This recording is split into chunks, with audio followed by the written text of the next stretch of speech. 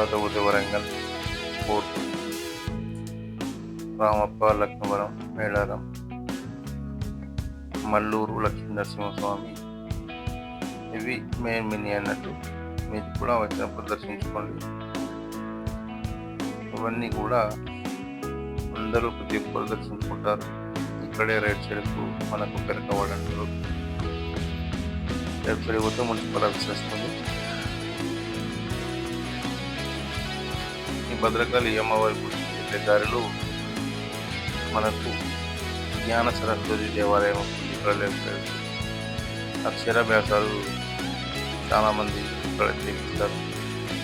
Temple కూడా చాలా బాగుంటుంది. నేను కూడా ఒకసారి చేయలేదు. ఇదంతా కూడా భద్రకాళి అమ్మవారి గుడికి వెళ్ళే దారి. మరి కొద్దిసేపట్లో మనము భద్రకాళి అమ్మవారి ఆలయాన్ని చేరుకుంటాము. చూడండి ఎంత సుందరీకరంగా తీర్చిదిద్దారు. పచ్చని చెట్లు మధ్యలో సన్తో లైట్. నైట్ పూట విజిట్ చేస్తే ఇక్కడ చాలా బాగుంటుంది. పూట మనము మార్నింగ్ 9:30కి వెళ్ళడం జరిగింది. వచ్చేస్తుంది భద్రకాళి అమ్మవారి ఆలయం. పైన శ్రీకొండ కనిపిస్తుంది కదా, అది దానికి హైలైట్ టెంపుల్. అక్కడ పైన లక్ష్మీ పార్వతులు ఆశ్రయం అయి ఉంటారు. కింద పార్కింగ్ ఉంటుంది. ఇప్పుడు ఇక్కడే పూజలు చేయడం జరుగుతుంది కార్లకు. ఒకప్పుడు ఇక్కడ గేట్ లోపల ఆ చెట్టు కనిపిస్తుంది, అక్కడ చేసేవారు. ఒకసారి ఏం జరిగిందంటే 4-5 కార్లు పూజ చేస్తుంటే, పూజ అయిపోయిన తర్వాత ఎగర ముందుకు వెళ్ళదు అని చెప్పేసి నిమ్మకాయలు తొక్కిస్తారు కదా. తొక్కించే క్రమంలో కొంచెం ముందుకు వెళ్ళు నాయన అంటే ఆయన బీవచ్చి జరిగింది. కార్లు మనుషులు డ్యామేజ్ అయ్యడం జరిగింది. ఆ రోజు తర్వాత నుంచి ఇక్కడ పనిచేయడం జరిగింది. ఇది టెంపుల్ సాయిబాబా ఆలయం. ఇది ఇక్కడ మనకు బండికి సంబంధించిన పూజకి సంబంధించిన సామాన్లు కూడా ఇక్కడ మనం తీసుకొని లోపలికి వెళ్ళి ఇంటికి తెచ్చుకొని ఇంటికి వెళ్ళి మనం అక్కడ పూజ చేసుకోవాలి. పూజా కార్యక్రమాలన్నీ కూడా నిర్వహిస్తున్నారు. నేను చెప్పాను కదా ఇందాక సరస్వతి అలా పార్వతి పరమేశ్వరులు ఉంటారని అదే. ఇది మెయిన్ గేట్. మనం గేట్ లోపలికి వచ్చేసిన తర్వాత రైట్ సైడ్ చూస్తే నాకు ఇలా కనిపిస్తుంది. చాలా బాగుంటుంది, చాలా బాగా చేశారు. ఈ లెఫ్ట్ సైడ్ లేకంతా కూడా ఎండాకాలం భక్తులకు అగగాలకు నీడకు ఇక్కడ ఏమన్నా యాగాలు చేస్తారు కదా. ఇలా లోపల వెళ్ళగానే మనకు గుడికి సంబంధించిన అక్కడ ఉంటుంది. మనకు ఒకసారి కూడా భద్రకాళి ఆలయ అమ్మవారి విశిష్టత ఎప్పుడు నిర్మించాలని ఇక్కడ కాళ్ళు కడుక్కోవాలి ఫస్ట్. దాని పక్కనే మనకి ఇక్కడ గోశాల కూడా ఉండడం జరుగుతుంది. మనం కూడా ఒకసారి వెళ్ళి గోమాతలను ఆశీర్వచనం తీసుకున్నాం. ఎందుకనంటే గోమాతను తాకిన పూజించిన మనకు సకల దేవతలు ఆ గోమాతలో ఉంటాయి. కాబట్టి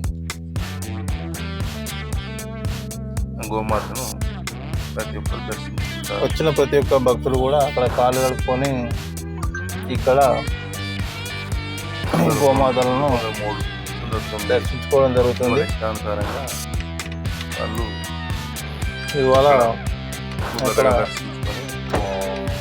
ఎవరు కూడా ప్రదర్శనలు చేసి గడ్డి అమ్మేవారు అమ్మవారి టెంపుల్లోకి వెళ్తారు లేరు కాబట్టి అట్లనే ప్రదర్శన చేయడం జరిగింది. గడ్డి అక్కడ అందుబాటులో లేదు. ఈ 3-4 ప్రదర్శనలు చేసిన తర్వాత సర్వ మన దేవతామూర్తులందరూ కూడా ఈ యొక్క ఆవులోనే ఉంటారు. అందుకే దానికి గోమాత అంటారు. సర్వ అంటే అనంతం. ఇంతమంది దేవతలు ఒక్కొక్కరు ఒక్కొక్క ప్లేస్ ఉంటారు. భద్రకాళి ఆలయంలో భక్తులకు ఏమేమి సౌకర్యాలు ఉన్నాయి, ఏమేమి అర్చనలు ఎత్తే ఎంత ఇంకా అనేది చూడొచ్చు. ఇక్కడ మీరు చూడొచ్చు. బోర్డు. తర్వాత ఇదంతా కూడా చూడండి, కోతులు ఎప్పటికీ ఇలాగే ఉంటాయి. భక్తులను అయితే ఏమైనా కోతులు అయితే. ఇదంతా గుట్ట రైట్ సైడ్. ఇది ఇంకా కొత్తగా నిర్మించడం జరిగింది. ఇంత ముందుకు కార్యక్రమాలు తాటాకు పందిర్లు వేసేది కానీ ఇప్పుడు పర్మనెంట్ చేసినారు. యాగాలు ఇచ్చినప్పుడు శ్రీ భద్రకాళి అమ్మవారి భద్రకాళి దేవస్థానం ట్రస్ట్ చైర్మన్, ధర్మకర్త మండలి వారి పేర్లు చూడవచ్చు. మనకి ఎదురుగా అక్కడ వాళ్ళ పదవీ కాలము పెట్టడం జరిగింది. అలాగే ఈ ఆలయం యొక్క చరిత్ర కూడా ఇది మెయిన్ కమాండ్ లో అక్కడ తెలిపే ఒకటి పెట్టారు. వెళ్ళి గుడి లోపలికి వెళ్తాము. ఇక్కడ భద్రకాళి అమ్మవారు కనిపిస్తున్నారు కదా, భద్రకాళి శరణమ్మ అనుకోండి, ఆశీస్సులు మీకు అందుతాయి. ప్రతి ఒక్కరు 99% కాదు, 100% అమ్మవారు ఉంది అక్కడ ఫోటో దిగుతారు కంపల్సరీ. ఇదే అమ్మవారి దగ్గర ఖచ్చితంగా ఫోటో దిగండి. అయితే ఎవరు వెళ్ళరు మెయిన్ అన్నట్టు. అది ఒకటి మన ఫోటో దిగడానికి. పక్కనే గుట్టకు చూడండి, ఇక్కడ బ్యాక్గ్రౌండ్ లో ఫోటో దిగడానికి బ్యాక్గ్రౌండ్ లో మేము గుడికి వచ్చాము అది అని చెప్పేసి తెలియడం కోసం ఈ 2 లొకేషన్లు అయితే ఎన్నుకోవడం జరుగుతుంది. ఇంకా ఇది వచ్చేసి మేడ అంటారు. బసవరాజ సారయ్య గారి దంపతులు ఈ అద్దాల మేడను చాలా బాగుంటుంది. చుట్టూ అద్దాలు నిర్మించడం జరిగింది. మొత్తం అద్దాల మేడ అంటారు. ఇక్కడ మీరు చూస్తున్నారు శ్రీ భద్రకాళి భద్రేశ్వరుల అద్దాల మేడ. చాలా బాగుంటుంది. ఇంకా ఓపెన్ చేయలేదు కానీ లోపల చూస్తే చుట్టూ మనం పడతాం అన్నట్టు అక్కడ. ఇది భద్రకాళి అమ్మవారి గుడి ముందు దృశ్యం మొత్తం మీకు చూపిస్తున్నా. మరొకసారి గుడి లోపల విశేషాలు మరొక వీడియోలో కలుసుకుందాం. మీరు ఇప్పటివరకు అయితే నా ఛానల్ను చూస్తున్నట్లయితే సబ్స్క్రైబ్ చేసుకున్నట్లయితే సబ్స్క్రైబ్ చేసుకోండి, లైక్ చేయండి, షేర్ చేయండి. Thank you.